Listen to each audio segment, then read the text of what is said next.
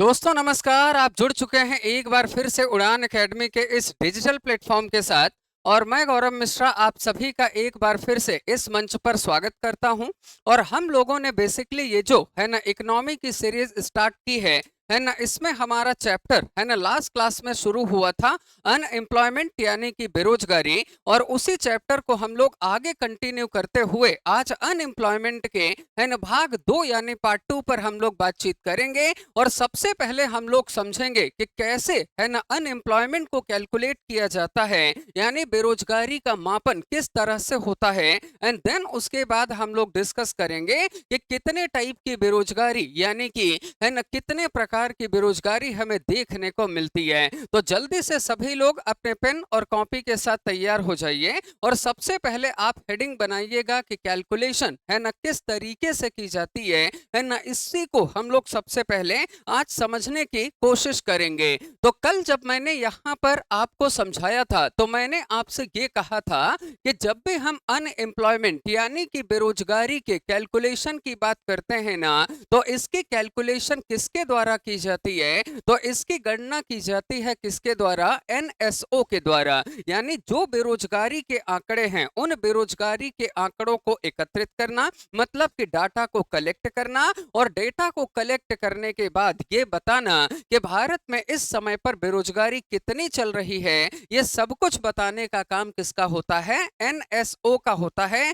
और पहले ये टास्क किसको दिया गया था, तो पहले कैलकुलेशन करता था एनएसएसओ। पहले कैलकुलेशन कौन करता था, एनएसएसओ। और अब कैलकुलेशन कौन करता है बताइए, तो अब कैलकुलेशन कौन करता है, एनएसओ है ना, इस कैलकुलेशन को वो करता है। तो आइए फिर है ना डिस्कस करते हैं हम लोग है ना किस तरीके से अनएम्प्लॉयमेंट को कैलकुलेट किया जाता है। तो हमारे यहाँ पर जब एनएसओ यानी कि जो राष्ट्रीय सांख्यिकी कार्यालय है ना, जब ये अनएम्प्लॉयमेंट को कैलकुलेट करती है ना, तो इसकी कैलकुलेशन 3 आधारों पर की जाती है। कितने बेसिस पर, है ना, इसे 3 बेसिस पर कैलकुलेट किया जाता है ना। एक तो किस बेसिस पर करते हैं, ईयरली बेसिस पर, है ना। ईयरली बेसिस बोले तो है ना वार्षिकी के आधार पर या वार्षिक आधार पर है ना इसे काउंट किया जाता है। और दूसरा अगर हम देखें तो दूसरा जो बेसिस होता है वो कौन सा हो जाता है, वो होता है वीकली बेसिस, है ना। और वीकली बेसिस को हम लोग क्या कहते हैं, है ना, इसे बोला जाता है साप्ताहिक आधार पर। और तीसरा जो बेस यहाँ पर रखा गया है वो तीसरा बेस कौन सा है, तो वो तीसरा बेस जो हमें देखने को मिलता है ना, उसी बेस को क्या कहा जाता है, उसी को हम लोग बोलते हैं पर डे बेसिस। और पर डे बेसिस को हम लोग क्या लिखेंगे, इसे हम लोग लिखते हैं प्रतिदिन आधार पर। यानी कि भारत में बेरोजगारी को है ना 3 तरीके से कैलकुलेट किया जाता है ना। ये कैलकुलेशन का काम कौन करता है, इसमें तो किसी को संदेह नहीं है ना। कैलकुलेशन कौन करता है, एनएसओ। और जब एनएसओ कैलकुलेट करेगा तो वो तीनों आधार पर करेगा, है ना। ईयरली बेसिस पर भी निकालेगा इस डाटा को, है ना, वो वीकली बेसिस पर भी पब्लिश करेगा और साथ ही साथ वो किस बेसिस पर पब्लिश करेगा, है ना, वो पर डे बेसिस पर भी पब्लिश करेगा, है ना। ईयरली बेसिस पर जब वो डाटा देता है तो डाटा में क्या होता है इसको ध्यान से समझिएगा, है ना। एनएसओ ये कहता है कि अगर कोई व्यक्ति है ना एक ईयर यानी कि एक साल में जनरली कितने दिन होते हैं बताइए, तो एक साल में होते हैं 365 डेज यानी कि 365। और अगर वो वर्ष लीप ईयर हुआ तो कितने हो जाएंगे, 366 हो जाएंगे, है ना। तो एनएसओ ये कहता है कि अगर कोई व्यक्ति है ना, अगर कोई व्यक्ति 365 डेज में से है ना, अगर वो व्यक्ति 273 डेज यानी कि अगर वो 273 दिन है ना, अगर वो 8 आवर्स यानी कि 8 घंटे के हिसाब से है ना वो व्यक्ति अगर काम करता है तो उसे बेरोजगार नहीं कहा जाएगा। उस व्यक्ति को ये माना जाएगा कि उसके पास पूरी तरह से रोजगार है ना। ही इज और C is completely fulfilled with employment, यानी कि वह रोजगार से भरपूर है। अगर किसी व्यक्ति को 273 दिन 8 घंटे के हिसाब से काम मिलता है तो इसे बेरोजगारी की कंडीशन नहीं कहेंगे। ऐसा डाटा किस आधार पर निकाला जाता है? ये निकलता है ईयरली बेसिस पर, है ना। 365 दिन में से कितने डेज यहाँ पर डिसाइड किए गए हैं? 273। कितने? 273, है ना। 273 दिन, है ना, अगर वो व्यक्ति काम कर रहा है ना, साल भर में। कब की मैं बात कर रही हूँ? साल भर में, है ना। और पर डे वो उसका जो ड्यूरेशन है काम करने का वो कितना है? 8 घंटा, है ना। तो वो व्यक्ति बेरोजगार नहीं कहलाएगा, वो व्यक्ति रोजगार की श्रेणी में आएगा, है ना। वहीं पर एनएसओ दूसरी तरफ क्या कहता है?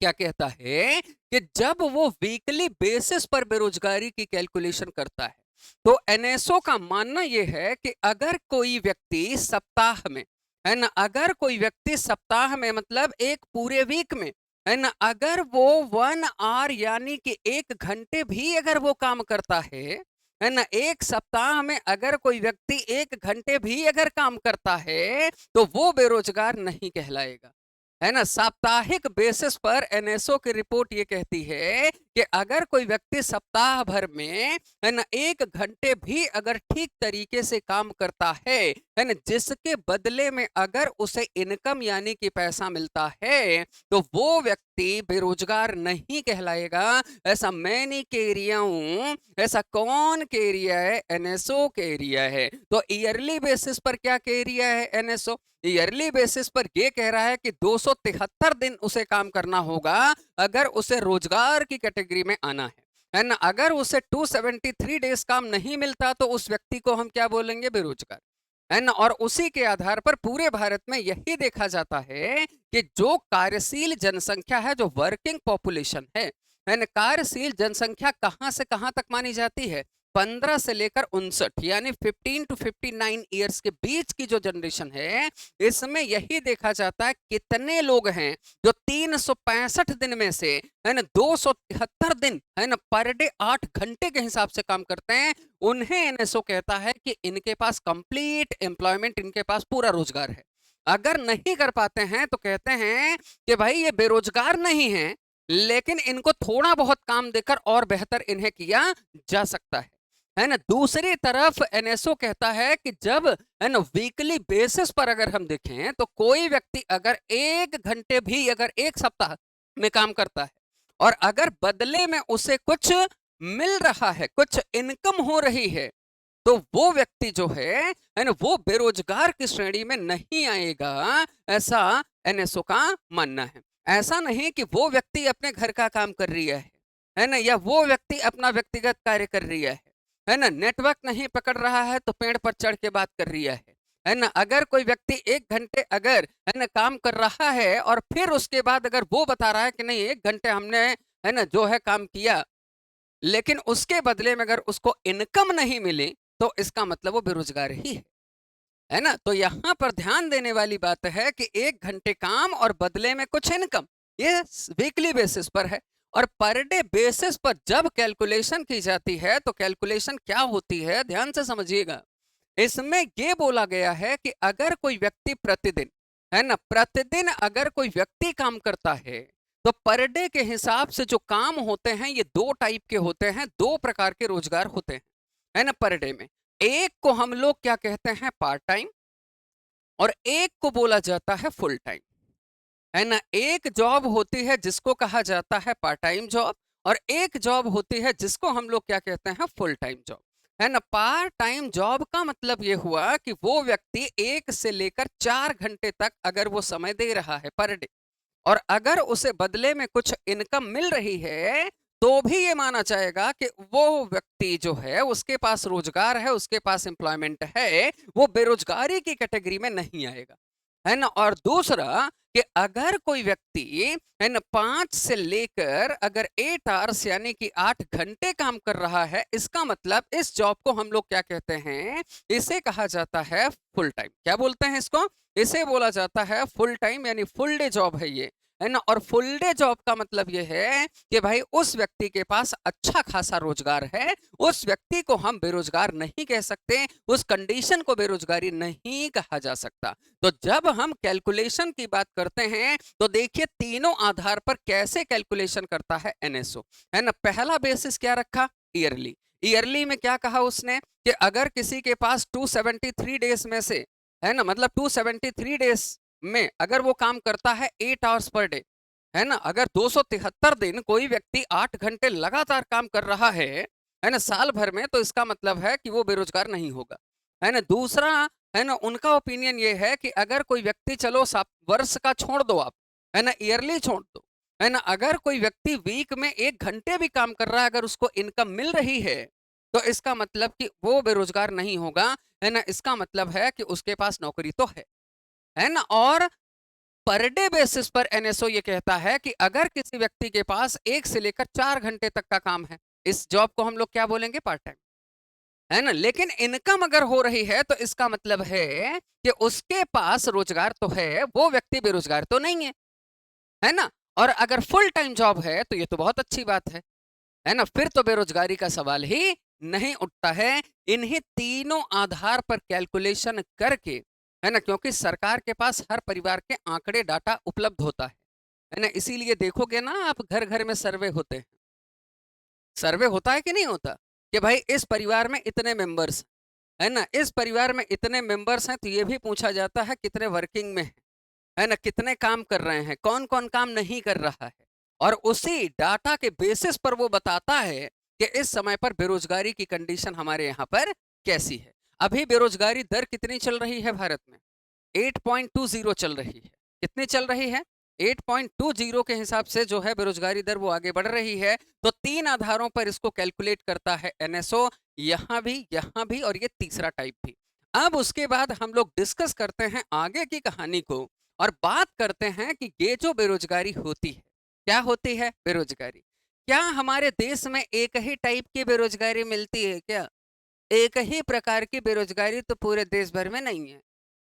क्या सभी लोग एक ही काम की वजह से बेरोजगार हैं क्या, ऐसा नहीं है। तो अब हमें ये समझना होगा कि ये जो बेरोजगारी है उसके कितने टाइप्स होते हैं। तो हेडिंग बनाएंगे टाइप्स ऑफ अनएम्प्लॉयमेंट। और टाइप्स ऑफ अनएम्प्लॉयमेंट की अगर हम बात करें तो इसका मतलब है बेरोजगारी के, भैया प्रकार, हिंदी में लिखना है टाइप्स का ही लिखेंगे, टाइप्स ऑफ अनएम्प्लॉयमेंट, यानी कि बेरोजगारी के क्या प्रकार। और बेरोजगारी के बहुत सारे टाइप होते हैं, बहुत सारे प्रकार हैं, है ना। बेरोजगारी एक तरह की नहीं होती, बेरोजगारी के बहुत सारे टाइप्स हैं। क्या एक ही टाइप की है क्या बेरोजगारी, नहीं है। कोई किसी वजह से बेरोजगार है तो कोई किसी वजह से बेरोजगार है ना, जरूरी नहीं है कि सब एक ही वजह से बेरोजगार है ना। तो बेरोजगारी के कई सारे प्रकार हैं और इट हैज मेनी टाइप्स, यानी कि इसके कई प्रकार हैं। और जब इसके कई प्रकार हैं तो इन प्रकारों को ना, है ना, 3 पार्ट में डिवाइड करके समझा गया है। इनके प्रकारों को भी 3 भागों में बांटकर समझा गया है ना। पहला जो पार्ट है इसको हम लोग कहते हैं क्या, है ना, इसे कहते हैं कि देखिए जो ग्रामीण क्षेत्र है, रूरल एरियाज, है ना, रूरल एरियाज, यानी कि जो ग्रामीण क्षेत्र है, इस ग्रामीण क्षेत्र में अलग तरह की बेरोजगारी है ना। और जो अर्बन एरियाज हैं, जो शहरी क्षेत्र हैं, यहाँ पर अलग तरह की बेरोजगारी है। अर्बन जो एरियाज हैं यहाँ पर अगर हम देखें तो अलग टाइप की, शहरी जो क्षेत्र है ना, यहाँ पर अलग प्रकार की बेरोजगारी है। और तीसरा जो है वो है अदर टाइप्स, यानी कि कुछ अन्य प्रकार की भी बेरोजगारी है ना। अन्य जो प्रकार हैं बेरोजगारी के, है ना, ये भी हमें देखने को मिल जाते हैं। तो बेरोजगारी कितने प्रकार की होती है, कई प्रकार की होती है ना। It has many types.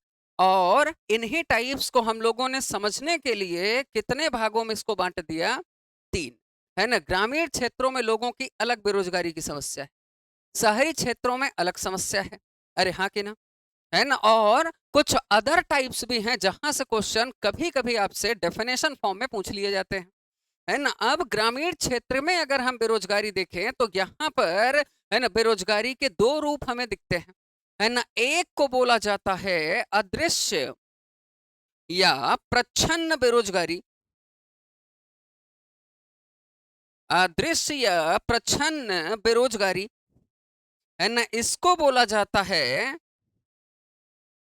Distinguished unemployment, है ना। डिस्टिंग्विश्ड अनएम्प्लॉयमेंट, अदृश्य या प्रच्छन्न बेरोजगारी,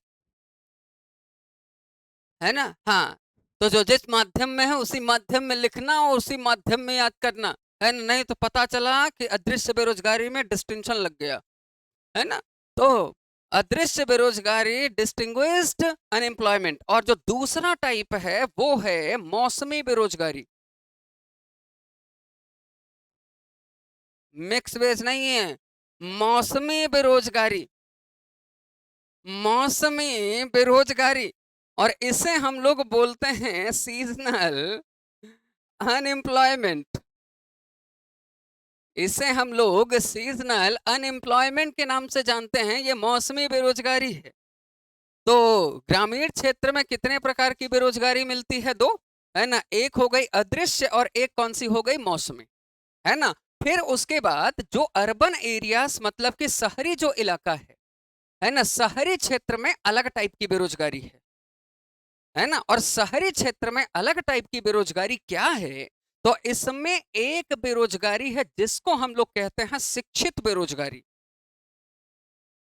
इसको हम लोग कहते हैं शिक्षित बेरोजगारी।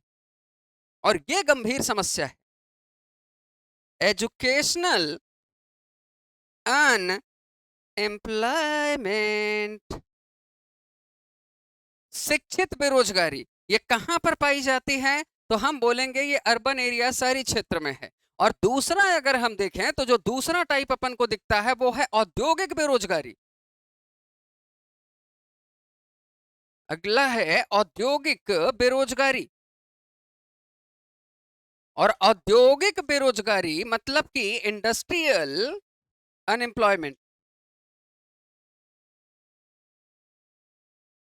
अनएम्प्लॉयमेंट, औद्योगिक बेरोजगारी। और तीसरा जो टाइप है वो है अदर टाइप्स। कुछ अन्य नाम भी हम अक्सर सुन लेते हैं, जैसे कि इसी में एक आ जाता है खुली बेरोजगारी, ओपन अनएम्प्लॉयमेंट, खुली बेरोजगारी, ओपन अनएम्प्लॉयमेंट। आए, और दूसरा है संरचनात्मक बेरोजगारी,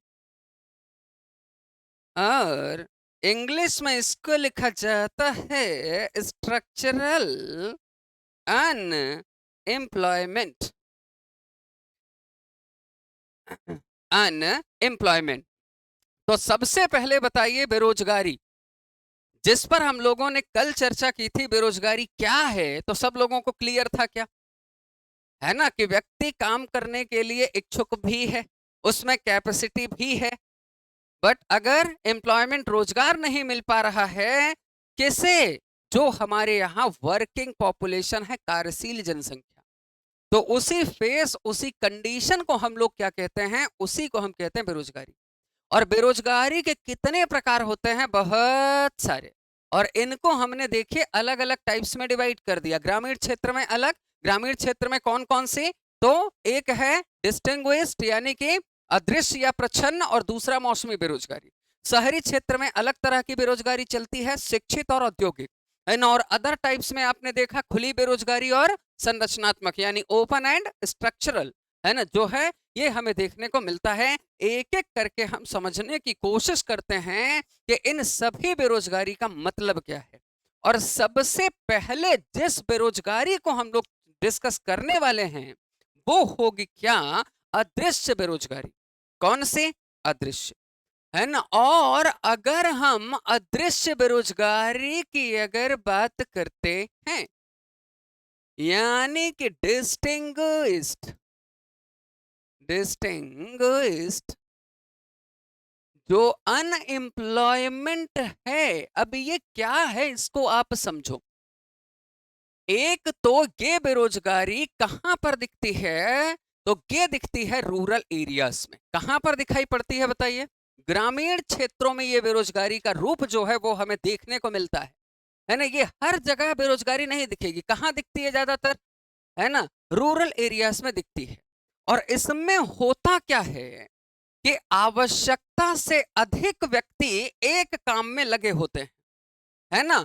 एक टास्क होगा, है ना, परफॉर्मिंग टास्क, यानी कि कोई भी एक जो कार्य है या जो टास्क है बाय मेनी पर्सन्स, मतलब एक जो काम है वो कई लोगों द्वारा संपन्न किया जा रहा है। इसमें यह लक्षण दिखता है, जबकि एक्चुअल नीड उस टास्क को करने के लिए केवल एक ही व्यक्ति की है ना। जो काम केवल अगर हम देखें तो एक्चुअल नीड सिर्फ सिंगल पर्सन की है, एक ही व्यक्ति अगर चाहे तो उस काम को कर सकता है, लेकिन जबरदस्ती में 8-10 लोग मिलकर उस काम को कर रहे हैं। इस बेरोजगारी को क्या कहा जाता है? अदृश्य, जो दिख नहीं रही है ना, जो अपन को सामने ऐसा देखकर लगेगा कि सबके पास काम है, सबके पास रोजगार है, बट एक्चुअल अगर हम उसको समझें तो हमें यह समझ में आता है कि इसमें एक ही व्यक्ति के पास रोजगार है, बाकी सब बेरोजगार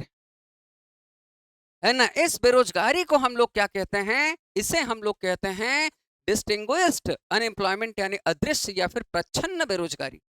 और क्या होता है इसमें? जैसे, है ना, एक आध दिन हम लोग चर्चा कर भी रहे थे, है ना, क्या चर्चा कर रहे थे? हाँ, वो ट्रैक्टर वाला, है ना, कि भाई अब मान लो कि घर में, है ना, खेतों की जुताई चल रही है और ट्रैक्टर आया है। अब उस परिवार में 10 लोग हैं, है ना। अब भाई ट्रैक्टर अपना काम कर रहा हो, अब वो ट्रैक्टर को, है ना, ट्रैक्टर को देखने का काम और ड्राइवर को पानी वानी पिलाने का काम ये पिताजी कर लेंगे, लेकिन उसके बावजूद भी पूरा घर वहां खड़ा है, पूरा घर वहां पर मौजूद है, पूरा घर। अब किसी ने खेत में एक कंकड़ आ गया, कंकड़ उठा के बाहर फेंक दिया, इसका मतलब रोजगार में है? ऐसा तो नहीं। जबकि ये काम एक व्यक्ति कर सकता है, लेकिन देखने में ऐसा लग रहा है कि कई व्यक्तियों के पास रोजगार है, जबकि एक्चुअल में ऐसा नहीं है। इसी बेरोजगारी को हम क्या कहते हैं? अदृश्य, जो दिख नहीं रही है साफ तौर पर, लेकिन सही मायने में वो बेरोजगारी है। अरे समझ रहे हैं कि नहीं समझ रहे हैं? अरे समझ रहे हैं कि नहीं समझ रहे हैं? समझ रहे हैं ना? समझ रहे हैं? अब मान लो घर में एक व्यक्ति को मनरेगा के तहत काम मिला। मनरेगा एक कार्यक्रम है ना, जिसके अंतर्गत क्या होता है कि सरकार, है ना, बीपीएल यानी कि जो हमारे यहां पर गरीबी रेखा से नीचे जो जीवन यापन करने वाले लोग हैं, उन्हें 100 दिन रोजगार की गारंटी देता है। अब एक व्यक्ति को काम सौंपा गया कि भैया 2 घंटे काम करना है क्या, और बुलाया एक को, पूरा घर जा रहा है काम पर। क्यों जा रहा है? क्योंकि एक व्यक्ति जो है वो फावड़ा चला रही है और दूसरा उसमें भर रही है बैठ के, और तीसरा इसलिए खड़ा है कि जल्दी भरो, फेंकने तो जाना है। अगर ऐसा केस, अगर ऐसी स्थिति अपन को देखने को मिल रही है, तो ये बेरोजगारी यही है, अदृश्य। क्योंकि वो काम व्यक्ति अकेले कर सकता है और पैसा एक का ही मिल रहा है, लेकिन उस व्यक्ति ने सोचिए अपना काम बांट कर लोगों को यह दिखा दिया कि हम तीनों काम पर हैं, लेकिन सही मायने में काम एक ही कर रहा है। यही है अदृश्य बेरोजगारी। और ये कहां पर मिलती है? तो हम बोलेंगे ये पाई जाती है रूरल एरिया से, यानी कि ग्रामीण क्षेत्रों में, है ना। और दूसरा अगर आप टाइप देखो तो दूसरे को हम लोग बोलते हैं मौसमी बेरोजगारी। क्या बोलते हैं? मौसमी बेरोजगारी इसे कहा जाता है। और मौसमी बेरोजगारी का मतलब है कि ये सीजनल है ना, ये सीजनल अनएम्प्लॉयमेंट है। अब इसमें क्या होता है कि मौसम या सीजन बदलने से बेरोजगारी की समस्या उत्पन्न हो जाती है ना। मौसम परिवर्तित होने से बेरोजगारी जो है है ना। अनएम्प्लॉयमेंट जो है, अनएम्प्लॉयमेंट, है ना, ये इसलिए दिखता है या नजर आने लगती है because of change of nature या फिर चेंज ऑफ सीजन। मौसम के बदलने से जो बेरोजगारी उत्पन्न होती है उसको हम क्या कहते हैं? मौसमी बेरोजगारी। जैसे उदाहरण के तौर पर अगर आप देखो, तो उदाहरण के तौर पर अगर आप देखेंगे तो जो जुलाई से लेकर, है ना, उधर अक्टूबर नवंबर तक का जो सीजन होता है ना, ये कहलाता है हमारा खरीफ का सीजन। क्या कहलाता है? ये है खरीफ का सीजन। इस समय पर आप देखोगे राइस यानी कि, है ना, धान वगैरह की अच्छी खासी खेती की जाती है ना, अरे होती है। इसका मतलब है कि जो व्यक्ति है वो अपने काम में लगा हुआ है, वो बिजी है, वो आपको ज्यादातर खेतों में काम करता हुआ वो व्यक्ति नजर आएगा। नजर आएगा कि नहीं आएगा? आएगा ना। लेकिन जब धानों की कटाई हो गई, धानों की कटाई हुई, मतलब खरीफ का जो समय था वो खत्म हुआ, तो अब अगला फेज किसका शुरू होगा? रबी की फसलों का, है ना। और जो रबी की फसलें हैं वो लगभग मान के चलो आप कि नवंबर दिसंबर से शुरू होकर ये जाती हैं उधर मार्च अप्रैल तक। अरे गए कि नहीं गए? गई, है ना। अब ये रबी की फसल, मतलब एक फसल से दूसरी फसल के बीच का जो गैप है ना, धान की कटाई हो गई और जब तक, है ना, गेहूं की बुवाई नहीं हो जाती है ना, तब तक वो व्यक्ति आपको फ्री नजर आएगा। ये मौसम की वजह से बेरोजगारी उत्पन्न हो गई। और आप देखेंगे मार्च अप्रैल के समय खेत वेत पूरा साफ, और अगले 2-3 महीने फुल एंजॉय जीवन, खेत बिल्कुल ऐसे ही पड़े हुए हैं। क्योंकि अब अगली खेती कब होनी है? खरीफ में धान लगेगा उस पर। तो अप्रैल मई और जून, ये 3 महीने वो व्यक्ति पूरी तरह से बेरोजगार होगा, उसके पास कोई काम नहीं होगा, है ना। इसीलिए आप देखोगे ग्रामीण क्षेत्रों में विवाह का सीजन भी यही होता है, क्योंकि खेत वगैरह सब कट जाते हैं, जगह खाली है ना। बाराती कहाँ आएंगे? क्या कि गेहूं के खेतों से होते हुए जाएंगे क्या? कि सरसों के खेतों से जाएंगे कि धान के खेतों से जाएंगे? ऐसा तो नहीं है। जब फसलें पूरी तरह कटेंगी, है ना, जब खेत पूरी तरह साफ होंगे तभी तो बारात आएगी ना। तो ग्रामीण क्षेत्रों में ज्यादातर विवाह आप देखोगे उसी समय पर होंगे, है ना, उसी समय पर। तो वो 2-3 महीने का जो समय रहता है गर्मियों का, उसमें व्यक्ति बेरोजगार नजर आता है, उस व्यक्ति के पास काम नजर नहीं आएगा। इसी को हम बोलते हैं मौसमी बेरोजगारी। क्या कहते हैं? मौसमी बेरोजगारी, जो मौसम की वजह से उत्पन्न हो जाती है। It origins by season change, है ना। मौसमी बेरोजगारी तो ग्रामीण क्षेत्रों में दो बेरोजगारी, और दोनों ही खतरनाक बेरोजगारी। एक अदृश्य बेरोजगारी, डिस्टिंग्विश्ड में क्या हो रहा है देख रहे हैं आप? यहाँ पर क्या हो रहा है कि जरूरत से ज्यादा एक ही काम को करने के लिए आदमी लगे हुए हैं, जबकि सही मायने में लगने की आवश्यकता है क्या? भैया नहीं है। और दूसरी तरफ मौसमी बेरोजगारी का मतलब हुआ मौसम बदला तो बेरोजगार हो गए। अरे हाँ कि ना? अरे बोलो, अरे हाँ, है ना। तो ज्यादातर बेरोजगारी कब दिखती है? वो गर्मियों के समय पर। गर्मियों के समय में जो अप्रैल मई और जून मंथ होता है, इस समय पर सबसे ज्यादा लोग जो हैं वो ग्रामीण क्षेत्रों में आपको बेरोजगार नजर आएंगे, है ना। उस समय पर बहुत कम लोग लगाते हैं, बहुत कम, लेकिन ज्यादातर लोग आप देखोगे आराम करेंगे, है ना, उसी समय पर। हालांकि जायद का वो सीजन है, वो जायद फसलों का सीजन होता है ना। ककड़ी लगाते हैं कुछ लोग, लेकिन ज्यादातर लोग नहीं लगाते, आराम करते हैं, विश्राम के, भैया बहुत हो गया, है ना, इतने दिन से खेती कर रहा है, अब तो क्या, है ना। उनके यहाँ बेटी का ब्याह है 12 तारीख को, और उनके यहाँ छोरे का ब्याह 18 तारीख को। तैयारी करो, कपड़े सिलवाओ, है ना। और उसके बाद आप देखोगे बढ़िया जाएंगे शादी में, व्यवहार लिखवाएंगे, है ना, और मुस्कुराएंगे, नटेरी भर खाएंगे, है ना, और हर दिन बारात में जाएंगे। और देखोगे आप कि ग्रामीण क्षेत्रों में एक चीज है, निमंत्रण एक को दोगे आएंगे 4, एक निमंत्रण जाएगा 3-4 लोग जब तक ना आ जाए तो समझ लेना निमंत्रण अधूरा रह गया अपना, लगता है अपन ने ठीक से बोला नहीं था घर वालों को। अब हाँ, एक ही कार्ड जाएगा, है ना, और सब परिवार आएंगे, वो लोग आप लिखो चाहे ना लिखो, है ना, उनका परिवार आना जो है वो साथ में वो लाजमी। तो ज्यादातर लोग आप देखोगे कि बहुत सारे लोग खेती करते भी हैं, उस समय पर भी करते हैं, है ना, ककड़ी, खीरा, ये सब लगाते हैं बहुत सारे लोग। लेकिन ज्यादातर लोग हमारे देश में क्या है कि इस समय पर बेरोजगार आपको बहुत ज्यादा नजर आते हैं। मूंग की खेती का समय होता है, ये मूंग लगती है इस समय पर। अगर आप मध्य प्रदेश में देखें तो मध्य प्रदेश में स्पेशली आप चल जाओ इधर नर्मदापुरम और हरदा वगैरह में, तो ये मूंग का पूरा सीजन होता है ना, गर्मियों का। तो कुछ लोग लगाते हैं, लेकिन यहाँ मालवा में ही मूंग की खेती फिर सबसे ज्यादा होती है। बाकी आप बुंदेलखंड बघेलखंड चले जाओगे, वहां के लोग एकदम आपको फुर्सत नजर आएंगे। काम धाम से कोई मतलब नहीं है, गर्मियों में टेंशन फ्री। तो ये जो दो तरह की बेरोजगारी हमें दिखी, ये कहां पर दिखती है? ये हमें दिखती है ग्रामीण क्षेत्रों में। अब उसके बाद अगर आप शहरी क्षेत्रों में देखें तो यहां पर भी कितने टाइप की बेरोजगारी? दो है ना। एक को हम लोग क्या कहते हैं बताइए? शिक्षित बेरोजगारी। अरे एक को हम लोग क्या कहते हैं? शिक्षित बेरोजगारी कहा जाता है। मतलब कि एजुकेशनल अनएम्प्लॉयमेंट।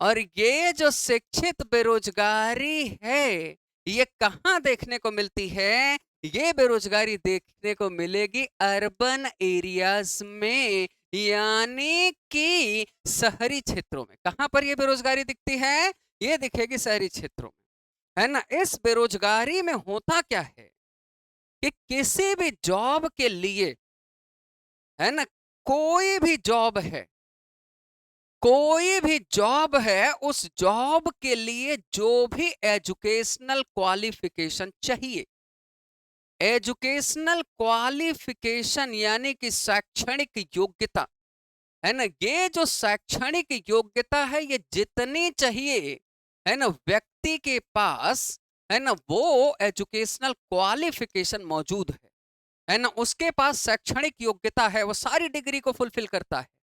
लेकिन इसके बावजूद भी अगर उस व्यक्ति को रोजगार नहीं मिल पा रहा है, तो इसका मतलब वो शिक्षित बेरोजगारी है। और शहरों में सबसे ज्यादा बेरोजगारी यही दिखती है ना। आप कोई भी फॉर्म भरने जाओगे, वहां पर एक एजुकेशनल क्वालिफिकेशन मेंशन है, लेकिन अब उस एजुकेशनल क्वालिफिकेशन को मेंशन होने का मतलब ये नहीं है कि नौकरी मिल गई। उन्होंने लिख दिया स्नातक उत्तीर्ण होना चाहिए, ग्रेजुएशन शुड बी कंप्लीट। अब ग्रेजुएशन शुड बी कंप्लीट लिख दिया, तो इसका मतलब ये थोड़ी है कि जिन जिन लोगों का ग्रेजुएशन हो गया है सबको नौकरी मिल रही है। नहीं, पहले तो ऐसा होता भी था कि पहले तो घर गांव में अगर कोई बीए एमए वगैरह किया रहता था, तो उसको, है ना, स्कूल में पकड़ के ले जाते थे, भैया चलो तुम्हारी जरूरत है। और उसको ले जाके स्कूल में बैठा दिए और उसे कहना शुरू कर दिया गुरुजी। वहां से गुरुजी का कॉन्सेप्ट हमारे यहाँ शुरू हो गया। और आगे चलकर 25 विद्यार्थियों ने गुरुजी के साथ मिलकर ये बोल दिया कि हमें बैठने में दिक्कत होती है। पहले स्कूल, है ना, ये सारी चीजें खुलती थी कहाँ? पेड़ों के नीचे। पेड़ों के नीचे शिक्षा देते थे गुरुजी। अब गुरुजी ने बच्चों से कहा कि थोड़ा हमारी तरफ से सरकार से बोलना बिल्डिंग बनवाए, क्योंकि बारिश में कहाँ क्लास चलेगी। 25 बच्चों ने अगर किसी भी ट्राइबल एरिया में गुरुजी के समर्थन में अगर आवाज उठा दी, तो सरकार वहां पर फिर एक विद्यालय ओपन करेगी। यहीं से आया ईजीएस केंद्र, जो ये प्राइमरी लेवल के स्कूल हैं हमारे यहाँ पर।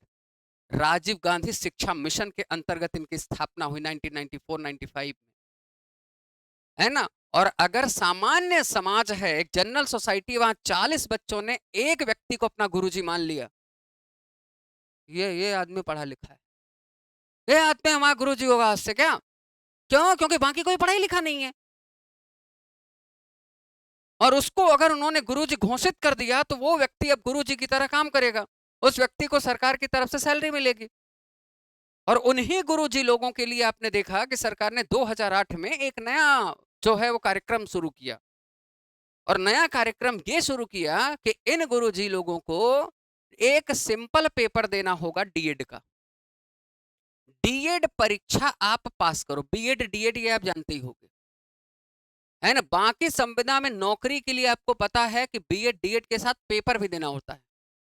उनके सामने ये प्रावधान रखा, डीएड का परीक्षा पास करो, आपको परमानेंट जो है वो हम नौकरी पर रख लेंगे, है ना। इसके पहले आप गुरुजी बस थे। क्या थे? गुरुजी, बच्चों के आप थोड़े से फेवरेट थे, पसंदीदा थे, बच्चों के सिफारिश पर आपको कई वर्षों तक रखा गया। लेकिन अब चूंकि समाज बदल रहा है, टेक्नोलॉजी बदल रही है, आपको भी थोड़ा सा अपने नॉलेज में अपडेशन करना होगा। और अपडेशन के लिए आज का ये जो सिलेबस है, इस सिलेबस में आपको खुद पेपर पहले निकाल लो। डीएड का, डीएड का पेपर मतलब कि बच्चों को शिक्षा कैसे देना है, इसके बारे में कुछ बेसिक चीजें समझना, जानना।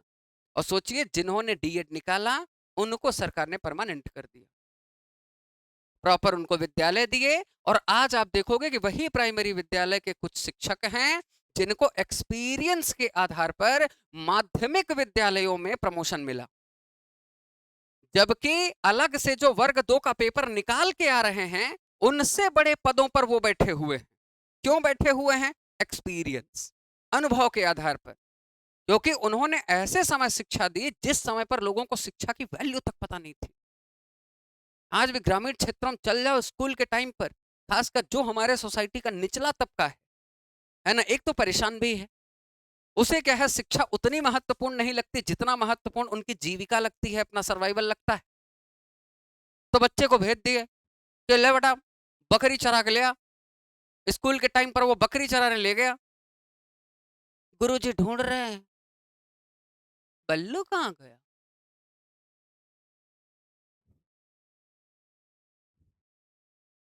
तो पता चला बल्लू तो गया, घर से गायब है बल्लू।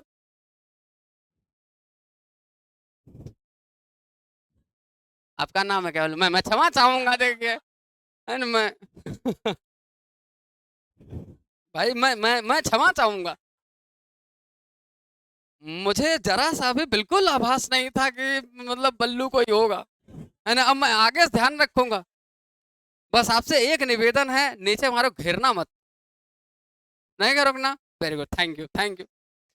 तो ये जो शिक्षित बेरोजगारी है, ये कहाँ उत्पन्न होती है? अर्बन एरियाज में, है ना, शहरी क्षेत्रों में। क्या होता है कि भाई एक नौकरी के लिए जितनी शैक्षणिक योग्यता होनी चाहिए वो सब कुछ है व्यक्ति के पास, उसके बावजूद अगर बेरोजगार है तो यही है शिक्षित बेरोजगारी।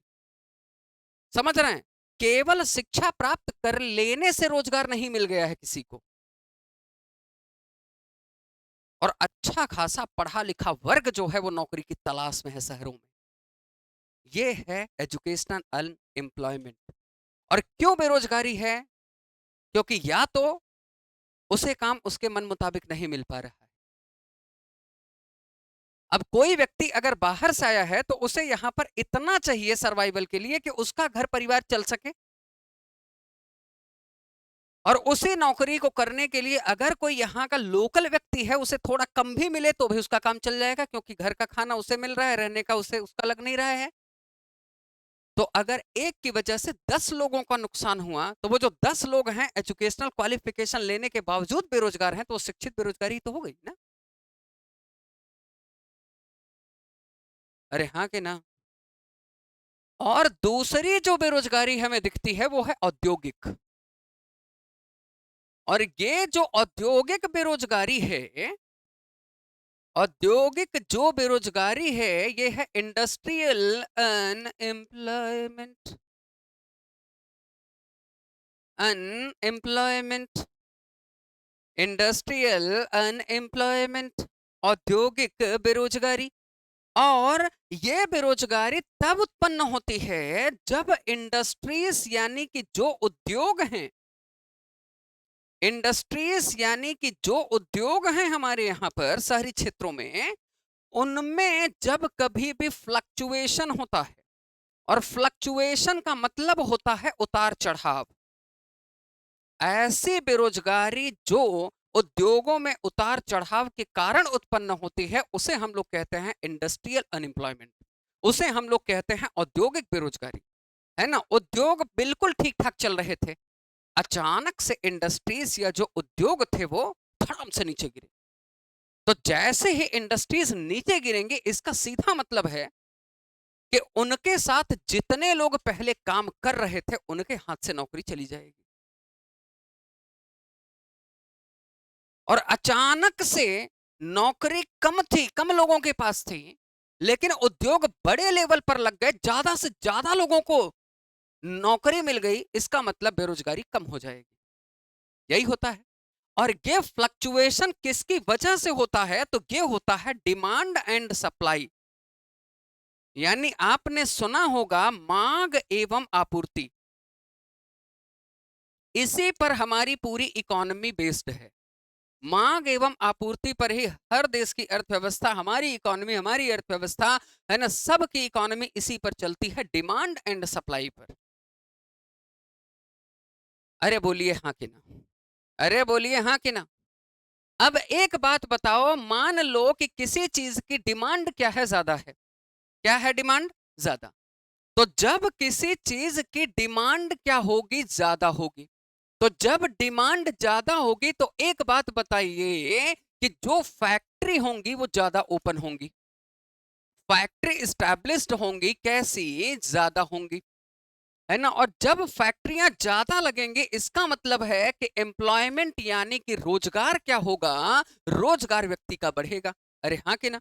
और जब एम्प्लॉयमेंट यानी रोजगार बढ़ेगा तो इसका मतलब यह है कि व्यक्ति के पास इनकम यानी कि, है ना, उसके पास पैसा बढ़ेगा। अरे हाँ कि ना? और जब पैसा बढ़ेगा तो इसका मतलब सीधा सा ये हुआ क्या कि अनएम्प्लॉयमेंट यानी कि जो बेरोजगारी है, ये अनएम्प्लॉयमेंट बेरोजगारी अपने आप क्या हो जाएगी? कम होगी, है ना। अगर किसी चीज की डिमांड ज्यादा है, लोग एक ही चीज की डिमांड कर रहे हैं कि नहीं हमें यही प्रोडक्ट चाहिए, हमें यही गुड चाहिए, तो उसका उत्पादन, है ना, अगर कम हो रहा है तो ज्यादा से ज्यादा लोग उसी चीज को बनाने के लिए नई नई कंपनियां ओपन करेंगे, है ना। नई कंपनी ओपन होंगी, नई फैक्ट्रीज लगेंगी, लोगों को रोजगार मिलेगा। और जब लोगों को रोजगार मिलेगा भाई, फैक्ट्री में मालिक अकेले थोड़ी काम करेगा।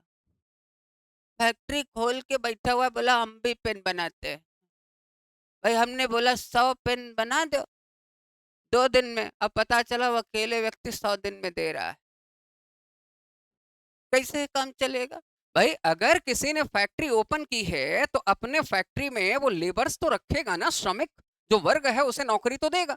और जब नौकरी मिलेगी लोगों के पास तो इनकम बढ़ेगी, भाई उनके घर में पैसा आने लगेगा। और जब लोगों के पास पैसा आने लगेगा, स्वाभाविक सी बात है कि बेरोजगारी कम होगी।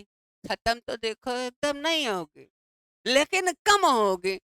अब एक बात बताओ, अगर किसी चीज की यही चीज उल्टी कर दो कि डिमांड अगर क्या है? कम है। पहले किसी चीज की डिमांड क्या थी? बहुत ज्यादा थी, है ना। किसी चीज की डिमांड पहले बहुत ज्यादा थी, अचानक से क्या हो गया? अचानक से उसकी डिमांड क्या हो गई? बताइए। कम, है ना। जैसे कि उदाहरण के तौर पर हमने लिया कि भारत में, इंडिया में, हमारे यहां पर आप सबको पता है इंटेक्स ने मोबाइल फोन बनाया, है ना। ये हमारे यहाँ पर लोकल कंपनी थी। इंटेक्स ने क्या है? फोन बनाया, है ना। इसके अलावा आप देखोगे एक और आई थी बीच में, माइक्रोमैक्स, है ना। तो जो माइक्रोमैक्स है ना, इस माइक्रोमैक्स ने भी क्या किया? फोन बनाया, बनाया फोन, है ना। अब जब माइक्रोमैक्स ने क्या किया? फोन बनाया हमारे यहाँ पर, तो शुरू में उसकी डिमांड बहुत तेजी से बढ़ी, इसीलिए आप देखोगे उसके आउटलेट्स भी बहुत बढ़े, है ना। बहुत सारे उसके स्टोर ओपन हुए। स्टोर ओपन होंगे तो स्टोर में कौन होगा? एम्प्लॉय, काम करने वाले लोग बढ़े, तो लोगों के पास इनकम यानी पैसा आया, और थोड़ी सी बेरोजगारी जो है वो नियंत्रित हुई। लेकिन क्या हुआ कि अचानक से माइक्रोमैक्स, ये जो फोन था, उसकी डिमांड क्या हो गई? कम। क्यों हो गई? क्योंकि मार्केट में दूसरे फोन के साथ ये कॉम्पीट नहीं कर पाया, ये प्रतियोगी नहीं कर पाया। भाई जिस मूल्य पर, है ना, जिस वैल्यू पर ये चीज बेच रहे थे, है ना, उसी वैल्यू पर दूसरी स्मार्टफोन कंपनीज ज्यादा फीचर के साथ चीजों को मार्केट में ला रही थी। मार्केट में कंपटीशन ही नहीं कर पाई ये कंपनी, और इसकी वजह से धीरे धीरे डिमांड क्या हो गई? डाउन हो गई। अरे बताइए हाँ कि ना? अभी आप सबने सुना कि 2 अप्रैल 2 अप्रैल 2025 को अमेरिका के राष्ट्रपति डोनाल्ड ट्रंप ने लगभग 180 देशों पर टैरिफ बढ़ाया। टैरिफ क्या है? टैरिफ एक तरह का टैक्स है, एक तरह का कर होता है। और ये ऐसा टैक्स होता है जो इंपोर्ट किए गए चीजों पर लगता है। आयात किए गए वस्तुओं पर जो टैक्स लगता है उसे हम क्या बोलते हैं बताइए? टैरिफ कहते हैं। अरे क्या कहते हैं? टैरिफ कहते हैं। और भारत पर उसने 26% टैरिफ जो है वो लगाया। इसका मतलब ये है कि भारत से जो चीज पहले है ना, मान लीजिए कि 100 रुपए में वहां पहुंच रही थी, अब 26% टैरिफ लग जाएगा। इसका मतलब उस वस्तु का दाम बढ़ जाएगा। बढ़ेगा। उस वस्तु का दाम क्यों बढ़ाया गया? दरअसल अमेरिका ने ये पाया, डोनाल्ड ट्रंप को ये महसूस हुआ कि हम जिन जिन देशों में व्यापार करने जाते हैं हमसे टैरिफ सब ज्यादा वसूलते हैं, और हमारे यहां जितने व्यापार करने आते हैं हम उनसे कम टैरिफ लेते हैं। ये तो अन्याय है बिल्कुल। जैसे भारत में अगर अमेरिका की कोई भी वस्तु अगर भारत में आएगी ना, तो भारत उस पर 52% का टैरिफ लगाता है। 52% का टैरिफ लगाता है, और अमेरिका ने अभी तक केवल 10% का लगाया था। जापान लगभग 48% का टैरिफ लगाता था। पाकिस्तान 58% का टैरिफ लगाता है। 74% बांग्लादेश सोचो लगा रहा है अमेरिकी वस्तुओं पर। अमेरिका से जो वस्तु यहां आएगी उन पर जो टैक्स लग रहा है वो टैरिफ है। अमेरिकन और चीन सोचो, चाइना, चाइना 67% वसूल रहा था अमेरिका से, और अपना वो वहां 34% देता था, 34%।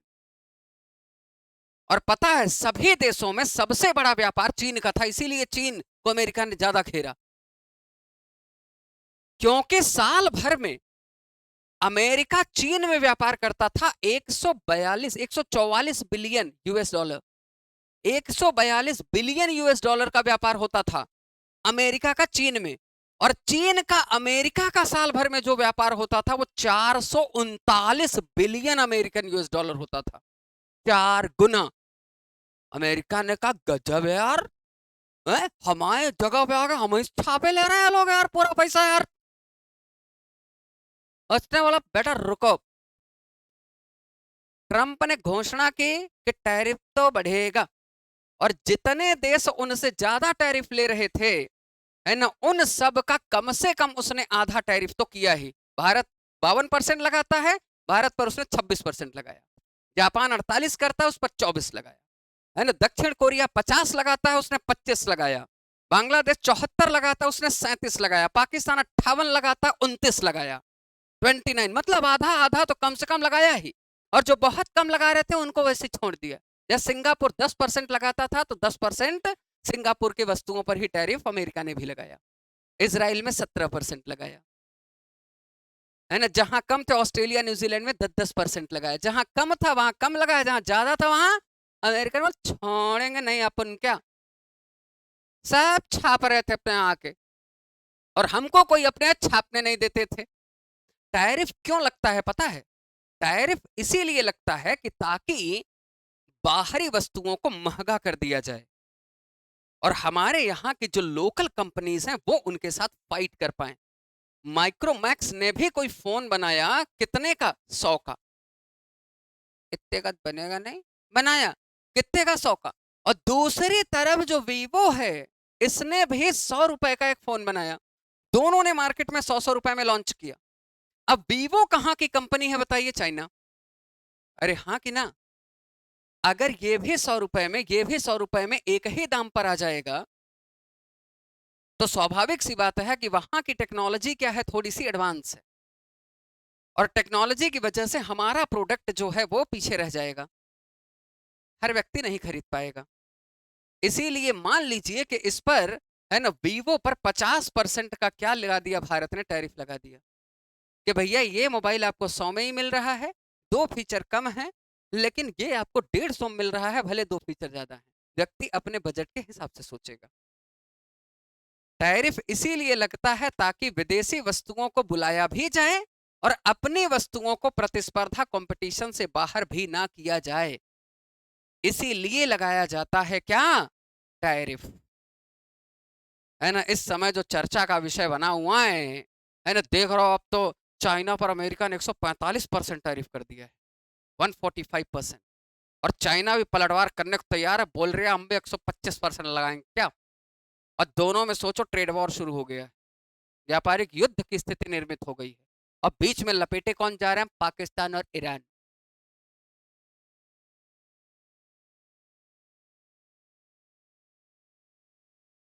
कभी और विस्तार से चर्चा करेंगे कि वो क्यों लपेटे जा रहे हो, लपेटने वाला काम करोगे लपेटवा दो है। अब पाकिस्तान देखो, नौटंकी ना करे ऐसा हो नहीं सकता, और नौटंकी करता है, इसीलिए अमेरिका उसका इस्तेमाल बहुत सही सोच समझ के करता है। किसी दिन हम लोग जब ज्यादा विस्तार से चर्चा करेंगे व्यापारिक संबंधों पर, उस दिन चर्चा करूंगा। अगर मैं आज चर्चा करने गया तो हमारी क्लास वहीं खत्म हो जाएगी। अभी वो टाइप बचे हुए हैं कुछ, है ना, पर चर्चा जरूर करूंगा। आपको टैरिफ समझ में आया? ये जो एग्जांपल मैंने दिया कि देखिए माइक्रोमैक्स की क्या हो गई यहाँ पर डिमांड कम। तो जब यहाँ डिमांड कम हो गई, इसका मतलब है कि उसके जितने भी आउटलेट्स थे, ये सारे आउटलेट्स क्या हो गए? क्लोज्ड। सारे धीरे धीरे क्या होने लग गए? बंद होने लग गए ना। और जब आउटलेट्स बंद हुए, इसका मतलब है कि जो अनएम्प्लॉयमेंट था, है ना, जो बेरोजगारी थी, वो क्या हो गई? यहां पर बढ़ गई। और अनएम्प्लॉयमेंट क्यों बढ़ गया? क्योंकि जितने लोग यहां पर नौकरी करते थे, सबके हाथ से नौकरी चली गई। भाई जब कंपनी ही बंद हो गई तो फिर काम करने वाला व्यक्ति कहां से काम करेगा? अरे समझ रहे? बेरोजगारी बढ़ गई। तो ऐसी बेरोजगारी जो डिमांड एंड सप्लाई के अकॉर्डिंग चलती है, जब तक डिमांड ज्यादा है, सप्लाई बराबर चल रही है, तो व्यक्ति के पास नौकरी बनी रहेगी, एम्प्लॉयमेंट मेंटेन रहेगा, रोजगार व्यक्ति के पास होगा। लेकिन डिमांड जैसे ही डंप करेगी, डाउन होगी, वैसे ही कई लोगों के हाथ से काम चला जाएगा। आपने देखा कोविड के समय पर लोग बाहर ही नहीं निकलेंगे। तो जब लोग बाहर ही नहीं निकल रहे हैं, तो जिस दुकान में पहले 4 लोग काम करते थे, अब वो अकेले ही बैठा है। इसका मतलब जो 3 लोगों के लिए सहायता के लिए रखा था, जो केवल बस वहां काउंटर बैठे बैठे और पीछे आवाज देता, अरे चिंटू एक टाटा नमक ले आना, जो बैठे बैठे चिल्ला रहा था, वो चिंटू जो ला रिया था, और पिंटू से कह रिया है वो घड़ी का निर्माण लेते आना, तो वो पिंटू चिंटू दोनों चले गए।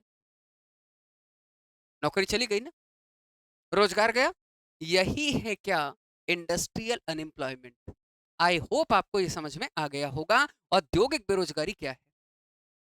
उसके बाद अगर हम देखें, तो जो हमें तीसरा दिखता है वो है अदर टाइप्स। और अदर टाइप्स में एक होती है कौन सी बताइए? Open unemployment. इसे बोला जाता है क्या? खुली बेरोजगारी। और खुली बेरोजगारी का मतलब ही यही होता है कि देखिए, ऐसी स्थिति जिसमें व्यक्ति के पास वर्किंग कैपेसिटी भी है, मतलब जो बेरोजगारी की परिभाषा है वही इसकी परिभाषा है, बात सिंपल से खत्म। वर्किंग कैपेसिटी भी है और वर्किंग विल भी है, इच्छा भी है, वो काम करना भी चाह रहा है और काम करने की क्षमता भी है, बट उसके पास जॉब नहीं है, उसे नौकरी नहीं मिल रही है। इस बेरोजगारी को हम कहते हैं खुली बेरोजगारी। और ओपन तौर पर ज्यादातर जो दिखता है कि भाई देखो व्यक्ति काम करने के लिए तैयार है, उसमें क्षमता भी है, लेकिन नौकरी ही नहीं है।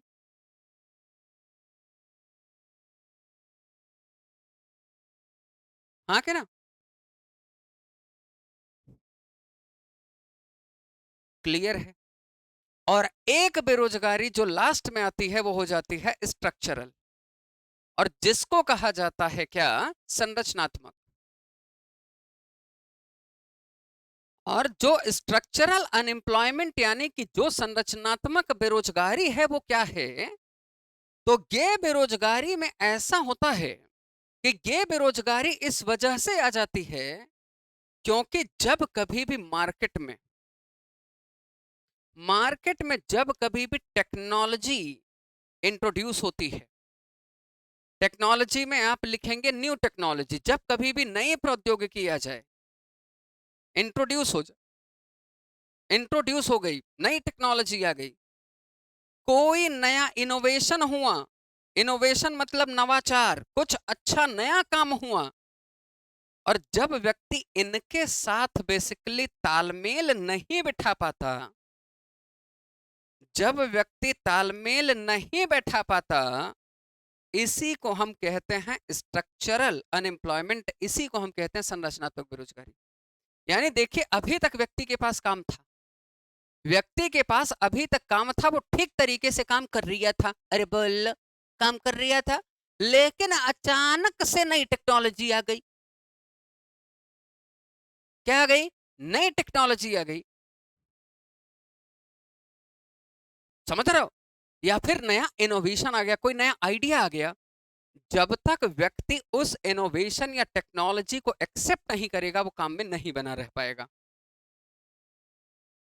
जिन लोगों को पेपर कॉपी में लिखने की शुरू से आदत थी, जब कंप्यूटर आया ऑफिस में, तो जो लोग कंप्यूटर सीख गए वो ऑफिस में बने रहे, जो नहीं सीख पाए उनके हाथ से नौकरी चली गई। और कंप्यूटर आने से, टेक्नोलॉजी आने से क्या हुआ कि एक रजिस्टर को मेंटेन करने के लिए जो 10 लोग लगे रहते थे, एक कंप्यूटर ने अकेले काम कर लिया, और रिस्क भी कम।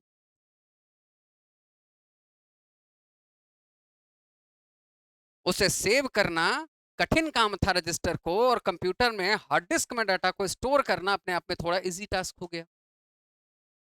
और उसके लिए बैकअप, आप देखते ही हैं कि बड़े बड़े सर्वर लगते हैं, बैकअप्स रखे जाते हैं, हार्ड डिस्क और बहुत सारी यूज होती हैं। हुआ ना? अरे हुआ कि नहीं हुआ? हो गया ना? यही है टेक्नोलॉजी का आना, नए आइडियाज का आना, इनोवेशन का आना।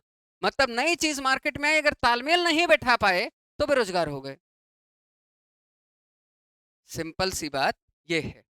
और इसीलिए कहते हैं, इस बेरोजगारी से बचने का एक ही तरीका है कि समय के साथ खुद को बदलते रहें, है ना, सीखते रहें, और टेक्नोलॉजीज का पूरा उपयोग करना सीखें, है ना, प्रौद्योगिकी के बारे में जाने कि ये टेक्नोलॉजी क्या है, कैसे काम होगा, कोई नया इनोवेशन आया, कोई आइडिया आया है, क्या है ये, उसके साथ अपडेट रहना बड़ा जरूरी है। समझ गए क्या? अरे समझ गए, बेरोजगारी होगा खत्म। ये जो अनएम्प्लॉयमेंट, बेरोजगारी, ये जो हमारा चैप्टर चल रहा था, ये चैप्टर कंप्लीट हो गया। देखो कैलकुलेशन कैसे होती है ये आप सबको पता है, 3 आधारों पर होती है। और कितने आधार पर? 3 आधार पर। कैसे? ईयरली, वीकली और पर डे, है ना। ईयरली बेसिस में क्या बोला गया है कि अगर कोई व्यक्ति 273 डेज 8 आवर के हिसाब से कंटिन्यूटी के साथ काम करता है, सो ही इज नॉट अनएम्प्लॉय, वो बेरोजगार नहीं है ना, उस व्यक्ति के पास रोजगार बराबर है। और अगर कोई व्यक्ति वीक में 1 घंटे भी ठीक से काम कर रहा है और पैसा मिल रहा है, तो भी उसके पास रोजगार माना जाएगा। और पर डे के हिसाब से अगर कोई व्यक्ति 1 से 4 घंटा या फिर 5 से 8 घंटे काम कर रहा है, तो उस व्यक्ति को यह माना जाएगा कि उसके पास एम्प्लॉयमेंट यानी रोजगार तो है। और फिर टाइप्स हमने देखे, एक बात बताओ, ग्रामीण क्षेत्र में 2 ही दिखते हैं, है ना, कौन कौन से? अदृश्य और मौसमी, मतलब डिस्टिंग्विश्ड एंड सीजनल। और शहरी क्षेत्रों में शिक्षित, औद्योगिक, है ना, एजुकेशनल, इंडस्ट्रियल। और अदर टाइप्स में क्या क्या बताया? Open and structural. ओपन मतलब क्या? जो बेरोजगारी की एक कॉमन डेफिनेशन है। और स्ट्रक्चरल का मतलब क्या? स्ट्रक्चरल का मतलब होता है कि जो टेक्नोलॉजी वगैरह अपडेट होने की वजह से आ जाती। ये हमारी चर्चा जो है अगले सेशन में रहेगी, मतलब कि हम अगले, है ना, क्लास में बात करेंगे एक बहुत इंपॉर्टेंट चैप्टर पर, और वो रहेगा हमारा बैंकिंग। तो यहां तक की कहानी बताइए, क्लियर है सब लोगों को? अरे क्लियर है सब लोगों को? Very good. और